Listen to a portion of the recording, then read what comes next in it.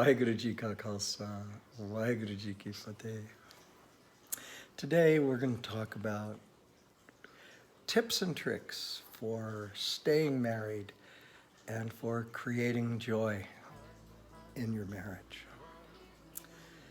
In the other videos before this, we talked about marriage as a spiritual endeavor, about marriage as an ashram, about marriage as the most difficult ashram in which to grow and learn. Because the hardest thing is to shift out of our feelings about something into seeing clearly what's happening and understanding the lesson that's in it in that moment. And that's because we're distracted most of the time, whether it's on our phones or with the next thing we have to do, whatever it is that's distracting us at the moment.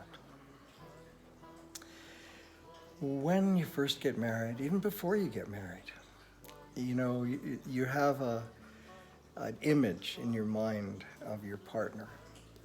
You may not even have met your partner yet, but you have an image in your mind. And you see your partner's qualities, and it's very idealized. You kind of, it's this someday I'm going to marry someone who, fill in the blank. In that projection from your own fantasy partner, in that projection, and from that projection, your real partner comes.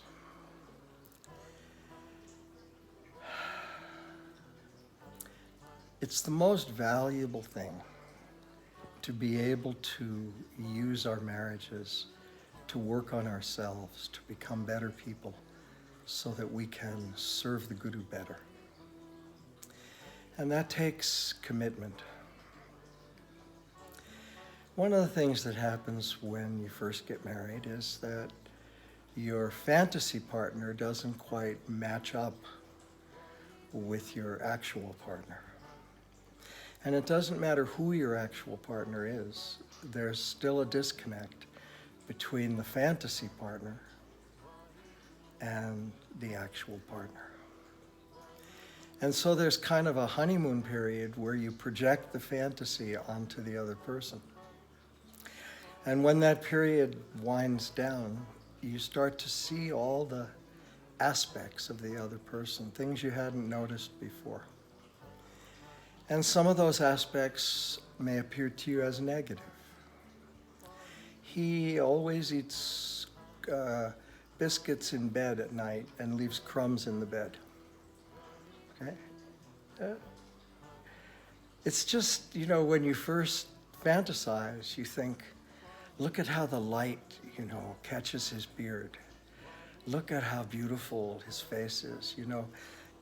You focus on the beauty of your partner, whether that partner is fantasy partner or someone you've met. But when that honeymoon period is over, then we start to see more and more of the person, parts that they have kept hidden from their projected persona. You understand projected persona, It's how you want other people to see you. But that usually, for most people, is not in alignment with who you really are. So when that point comes in the marriage, there are communication breakdowns. And there are communication breakdowns because all of a sudden the balance has changed, the energy has changed. Now there is a unit of two into one. And that creates a dynamic tension between the two. When someone has been working all day and they get home at the end of the day, all they want is a little, to be taken care of. It doesn't matter, the wife may work, the husband may work, whatever. That one who is coming in from the outside world, from the work world, wants a pillow and wants a comfort and wants to be cared for, have a cup of tea, sit and rest. Now, if both partners are working, who is going to comfort whom when both come home? Very often at the end of the day, when we're shifting from the day energy and work through the evening and into the night energy, you know, that dusk time, reras time is when babies start crying and people feel fidgety and, you know, need something to relax. You know, it's that shift of energy out of the projective energy of the daytime into the receptive energy of the nighttime. That's a time when fights break out. People come home. They don't make that shift well. So maybe you want to make a routine. I mean, let's say, I'll just give an example.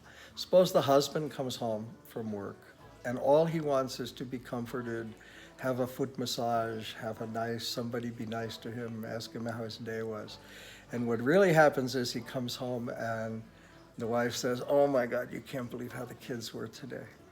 You know, oh my God, Nihal Singh did this and blah, blah, blah, and this happened. And he doesn't want to hear any of that. He just wants to have a cup of tea and put his head on your sweet shoulder. So at that time, maybe you want to develop a routine together. You know, that's what we've done in our household. I used to come home and, you know, notice what was wrong or be irritable. And then my wife said to me, you know, when you come home, you should go to the altar first, and you should bow your head to Guruji, and just stay there with your head down for a few minutes and give thanks for whatever happened during the day. Whether you think it good or whether you think it bad, give thanks. Give thanks for the lessons, give thanks for the blessings, give thanks for the challenges.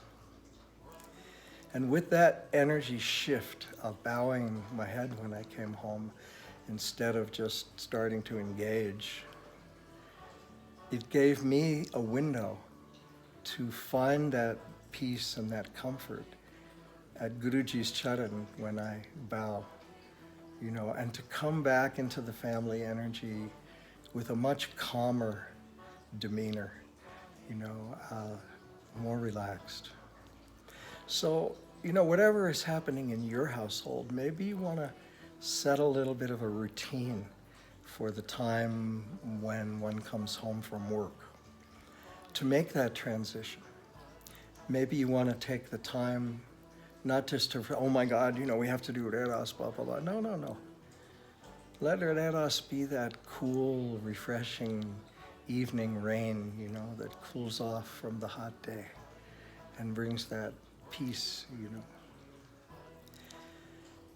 So there's one suggestion for the energy shift.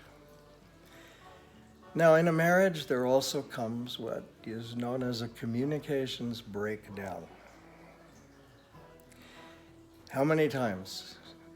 You know communications breakdown, right? Honey, you weren't listening. Honey, you didn't hear what I said. Or sometimes the partner pretends, not pretends, but is just being, their mind is someplace else, but they're nodding their head and acting as if they're listening. But they're really thinking about what they're thinking about in their own head. The communications breakdown happens when a transmission is made, but it's not received. Because, you know, to have a successful communication, you have to have a transmitter and a receiver. Without a receiver, it doesn't matter how much the transmitter transmits. The signal has to be received. So when there's a communications breakdown, rather than letting it devolve into, that's not what I said, you didn't hear what I said, you know, those kind of fights, why not have a technique you can do together to open yourselves to listen? And I don't know if you know the Kirtan Kriya. You know, I did another YouTube on Kirtan Kriya, and you'll see a link up here. You can go and check it out. But it's that meditation where you play the sounds on your fingertips, right? Sa ta na ma. And you do it out loud and then whisper and then silent. And the silent time is double, and then you come back out. If you don't know how to do it, check out the YouTube. If you break out of that cycle of action and reaction and feeling hurt or not feeling listened to, if you can just break that cycle enough to sit down together for 12 minutes and sit together on the floor or some support surface and put your spine together. So your base of your spine is at your partner's base, and you put your whole spine together, and the back of your head is just touching your partner's head. You feel completely connected from your head to the base of your spine. And then in that posture, keeping your spine straight, you synchronize with your partner and do that Kirtan Kriya, that Satanama.